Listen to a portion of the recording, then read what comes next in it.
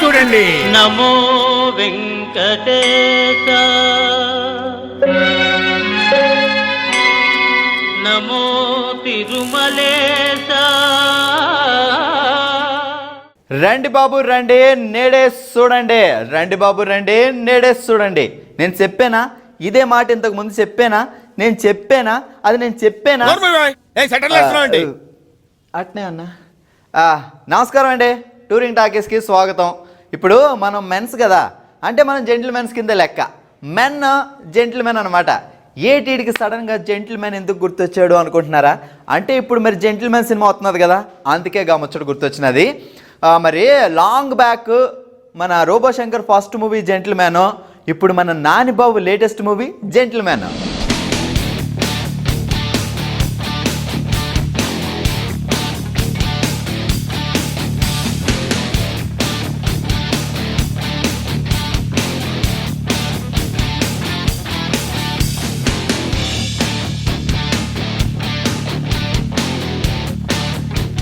Natural star Naveen Babu, అబ్బో అట్టా చెప్తే తెలవదు కానీ న్యాచురల్ స్టార్ నానిబాబు ఇట్టా చెప్తే తెలుస్తుంది. ఇప్పుడు ఇండస్ట్రీలో హీరోగా కానీ యాక్టర్గా కానీ అడుగు పెట్టాలంటే మస్తు పైసలు అన్నా ఉండాలా, వెనకాల బ్యాక్గ్రౌండ్ అన్నా ఉండాలా. పైసల సంగతి మనకు తెలవదు కానీ బ్యాక్గ్రౌండ్ లేకుండానే హీరోగా చాలా స్ట్రగుల్ చేసి ఎంట్రీ ఇచ్చాడు మన నాని.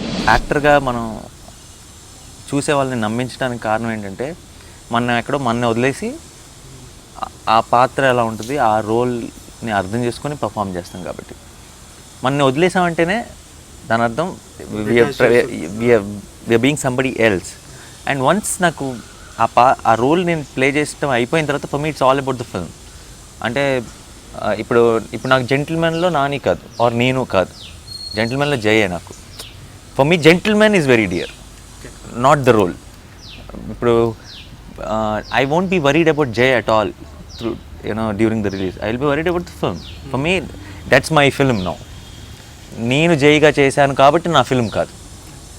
సో అది వదిలేదు, నా పక్కన పెట్టాడు. It's as a whole product అది నా సినిమా జెంటిల్మెన్ అనేది. సో ఇట్ నెవర్ నా పర్సనల్ లైఫ్లోకి అది ఎప్పుడు రాదు. అప్పుడప్పుడు చాలా ఏమంటారు, ఇప్పుడు ఒక అలాముద్దీన్ లాంటి రోల్ ప్లే చేస్తున్నప్పుడు ఏంటంటే it's very close to me. అంటే నేను అలాగే ఉంటాను కాబట్టి బయట in that I will rub on to the character, it won't rub on to me. So it's generally కొన్నిసార్లు అలాంటి సిచ్యువేషన్ వచ్చినప్పుడు రివర్స్ అయితే అవుతుంది తప్పితే నాన్నెప్పుడు రియల్ లైఫ్లో నేను ఆ రోల్ చేయటం వల్ల నేను బయట కూడా ఇలా బిహేవ్ చేస్తున్నాను అనేది ఎప్పుడు లేదు.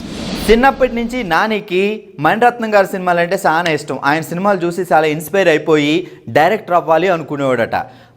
చాలా లాంగ్ రిలేటివ్ ఒక ఆయన బాపు గారి డైరెక్షన్లో రాధాగోపాలం సినిమా తీస్తున్నాడు. ఆ సినిమాలో ఇట్లా క్లాప్ కొట్టేయడానికి క్లాప్ అసిస్టెంట్గా తీసుకెళ్ళి నానిని అక్కడ పెట్టారు.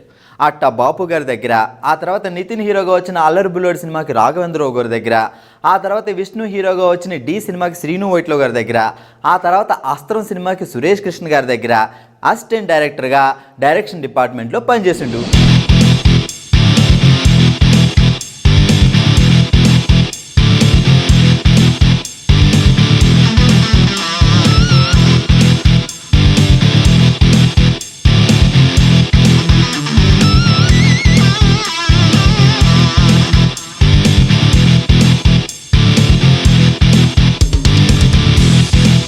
డైరెక్షన్ డిపార్ట్మెంట్లోనే కాదు, వరల్డ్ స్పేస్ శాటిలైట్ రేడియోలో ఆర్జేగా నాన్ స్టాప్ నాని అనే ప్రోగ్రాం కూడా చేసేవాడు. ఇక అష్టాచమ్మ సినిమా కోసం డైరెక్టర్ ఇంద్రగంటి మోహన్ కృష్ణ గారు మనోడిని ఓ యాడ్లో చూసి హీరోగా తీసుకున్నాడు. ఆ సినిమా కాస్త సూపర్ హిట్ అయిపోయింది. మనోడు కూడా యాక్టింగ్ ఎరగదీస్తాడు అనుకోండి, ఇక వెనక్కి తిరిగి చూసుకోలేదంతే.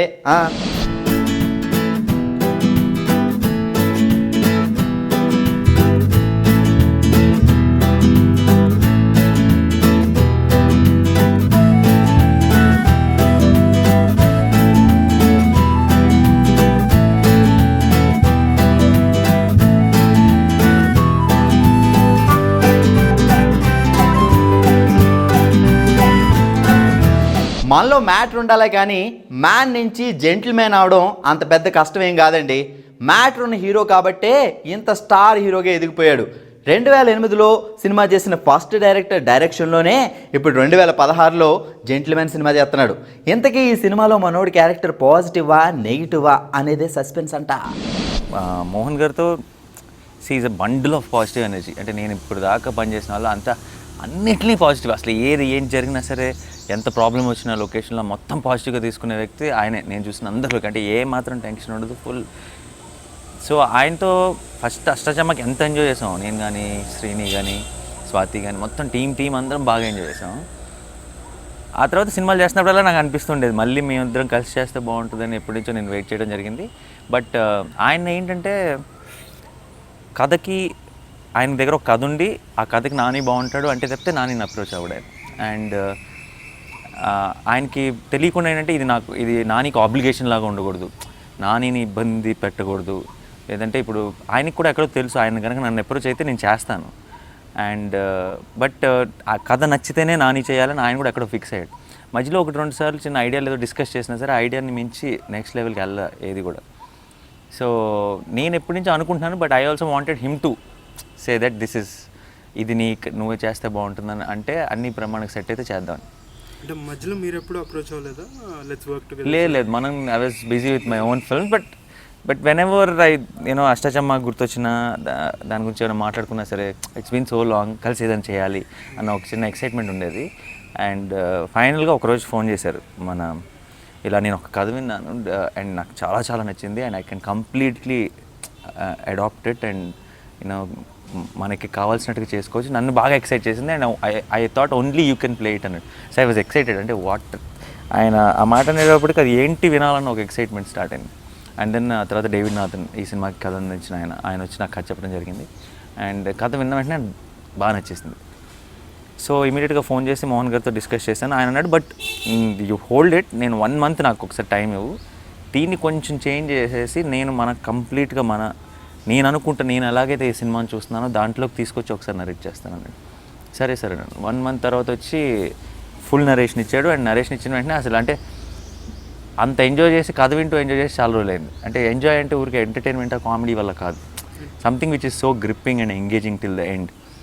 సో ఇమ్మీడియట్గా ఐ గాట్ రియల్ ఎక్సైటెడ్. అంటే if we come back together Ashta Chamma తర్వాత this is the right film అనిపించింది. నాని హీరోగా అష్టాచమ్మ తర్వాత రైడు, భీమిలి కబడ్డీ జట్టు అలా మొదలైంది, పిల్ల జమీందారు, ఈగ అన్ని సినిమాలు ఇట్లే. ఈగ తర్వాత మనోడు కూతంత స్లో అయినాడు. మళ్ళీ మొన్న వచ్చిన భలే భలే మగాడవే సినిమాతో టాప్ రేంజ్కి వెళ్ళిపోయాడు. రీసెంట్గా వచ్చిన కృష్ణగాడి ఈర ప్రేమగాథ కూడా సూపర్ హిట్. ఇప్పుడు మరి జెంటిల్మెన్ వస్తున్నది, ఇది ఎట్టా ఉందో చూడాలా.